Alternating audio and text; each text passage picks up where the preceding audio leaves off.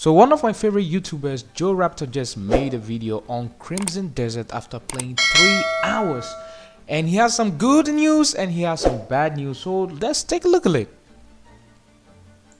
I've played 3 hours of Crimson Desert in total since the reveal, and I got to try some pretty cool things that I've not shared with anyone yet. Like, I was pretty surprised to see that there's a way to fully zoom in and explore the world in first person. So we have a first person in the game. Like, what are they doing with Crimson Desert? Like, I thought it was supposed to be a third person game, but you have a first person too. That is really quite incredible. Like, this third chest, I kind of like it. You cannot use your weapons then, but still, it's a pretty neat feature. Okay. I also love how you can pet your horse while riding it. It will just chill out for a moment. I really hope that's possible with the other mounts, like the Raptor. I really did think that's while cool. Playing this game, it becomes really clear Yeah, that the mount in this game, I creativity will think be it is rewarded. insane. Maybe they will have a lot. Like, we have seen the mech, we have seen dragon, we have seen bear, and we have seen raptor.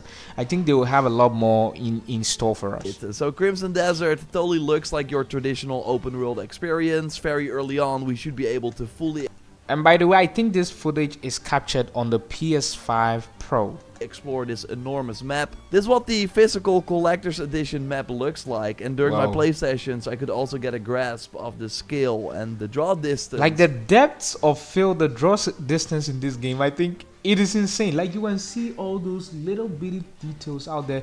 Like, it looks really good. It's really impressive. And since my play session, we've seen many of the side activities we can expect. There are countless mini games, resource gathering, you can help the townfolk in need, like there are many side quests. You can also build up your home base. Again, it's familiar stuff, but Crimson Desert seems to have a lot of it. What does set the game apart though from what I played is the amount of tools it gives you to use in this sandbox, like the spider web. One thing I did during my play session is launch myself in the air with this spinning move, then use the crow wings to glide, and then shoot an enemy in the head with the bow.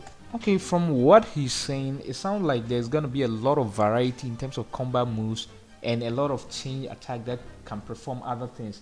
I'm really liking what I'm seeing. But you can also use it to pull yourself to a wall and start climbing, as we should be able to climb most surfaces as long as you have stamina. But you can also grab a wall and then launch yourself over it to surprise enemies with a body slam, or pull a tree back and do the same. You can use it to break your fall, grab an enemy off their mount to use it against them. Probably one of the coolest uses. So while this web is required to take out the giant stone I think it is insane, by launching yourself onto her back to deal damage. What is that? Also opens up a ton of other possibilities in combat and traversal. But it gets especially crazy when you combine the different moves. I could also toy around with the magical jump that you can activate multiple times depending on your spirit to do like a triple jump and get higher up, so it's great for exploration. But also here it has many uses in combat as well, to ignore enemy attacks and then counter them with yours, which feels very satisfying. Or you can use... Again, that was what I was saying. I think there's gonna be a lot of variety of combo moves and how you can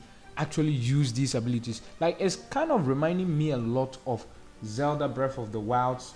Like, that game, you have a lot of verticality with, not verticality, you have a lot of variety with the combos that you're able to, and a lot of this is seeming like that game. Use it in an offensive way. Your abilities change depending on the current element you have equipped. So if you use fire in combination with the jump, you blast enemies away with an explosion. Switch to ice and then the jump freezes enemies that get hit. But I found thunder even better, as this shocks enemies, dealing damage while also stunning them. But the element you have equipped impacts way more of your abilities and also your arrows, with shock arrows being very strong as well. We know about 5 elements so far. We also see wind here, but we've not seen that in action yet. And in an earlier demo I played, I could use explosive arrows that were very strong, so it does seem that next to the elemental...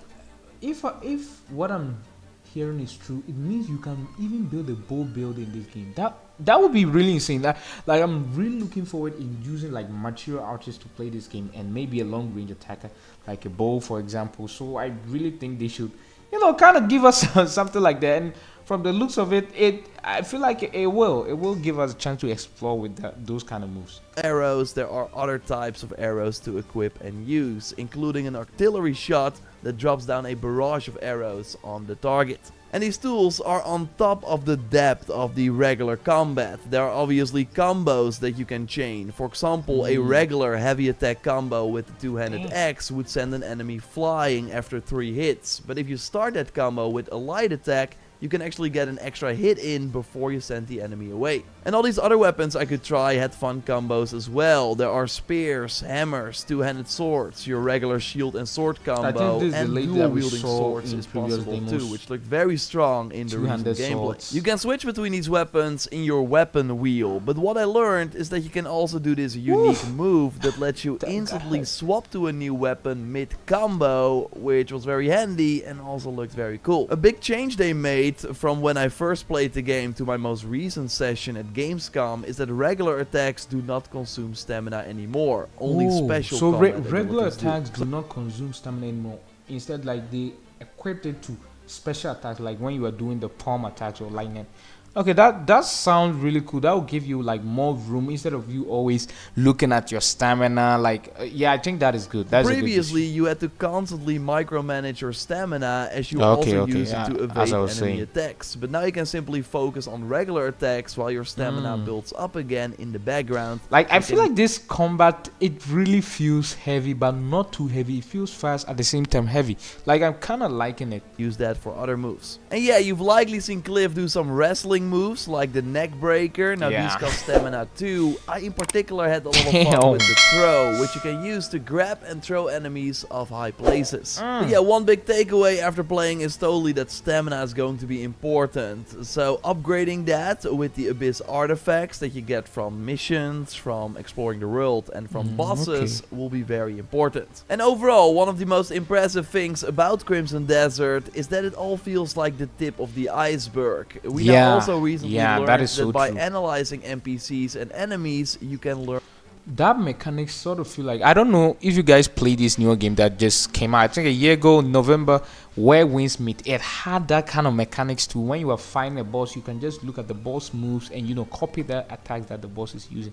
So I'm kind of glad that Crimson Desert seems to be moving into that aspect too, because I sort of enjoy that way of getting abilities. It's very good. See a boss use it and you to learn how to use it in the midst of the fight. That is incredible. Learn their moves. So you also have to pay attention during combat to be able to steal those attacks. And then I'm still only talking about Cliff here. We learned that by following the main story, you will also get access to Damien, the fast rapier wielding lady, who also has some sick acrobatic moves.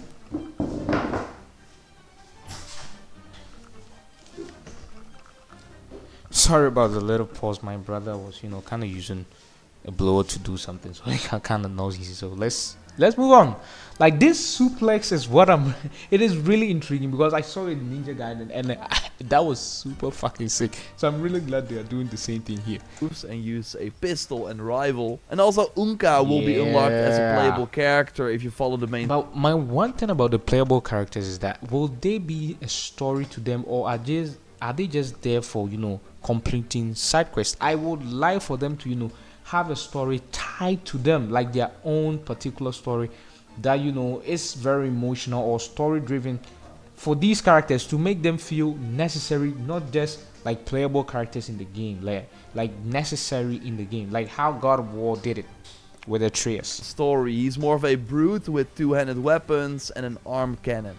I feel that only having Cliff would have already been enough to keep the combat interesting, but the developers went above and beyond and added the 2 extra playable characters that we can use in the open world and for many of the side activities. So yes, Crimson Desert looks very promising. It has all the ingredients to become a super special game, but there were still a few things I witnessed during my play sessions that could hold it back from becoming truly exceptional. Now don't get angry, like I know there are some people that don't want to hear anything negative about this game, but I do think it's good to talk about these things so you can get a more realistic expectation when going into it.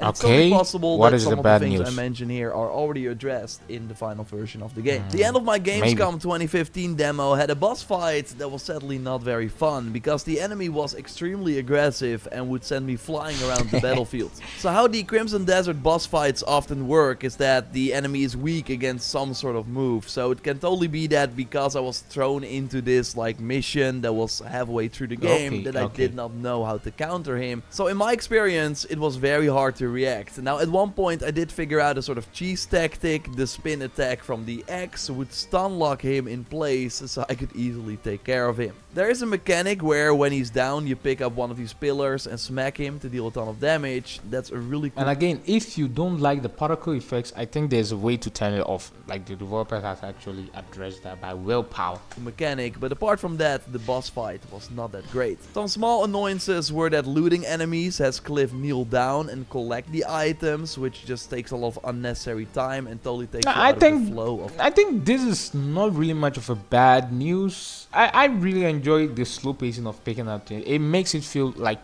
more realistic, I guess, the game. So I hope we have the... Like if we also get the option to just tap and pick it up automatically, that would be also cool.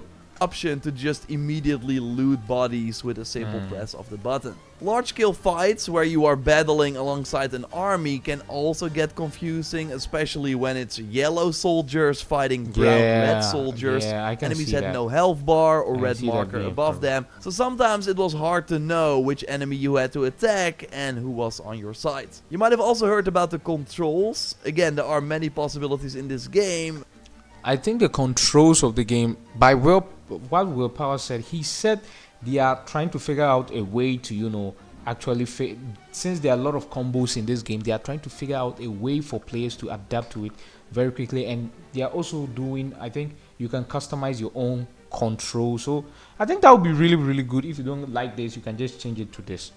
But that did mean that the controller mapping would be very overwhelming. Now this is something that should have already been addressed since that August play session I attended, with potential ways to remap controls as well. So we should hear more about that very soon, and we also learned that you will be able to turn off those particle effects, which especially during boss fights could be all over the place. Now a fun fact about this boss fight is that you can reach the arena by just going through the front door, or you can shoot the window and then climb up and drop down that way, and start the fight that way. Again, I think this game will be very special because of the amount of freedom we have. And I have a feeling that the developers will be very reactive, so if we have a lot of like feedback after playing the game for ourselves, I would not be surprised if they address those things very quickly. I'm by the way doing a giveaway for the deluxe edition of the game. You can enter via the link in the pinned comment, and I cannot...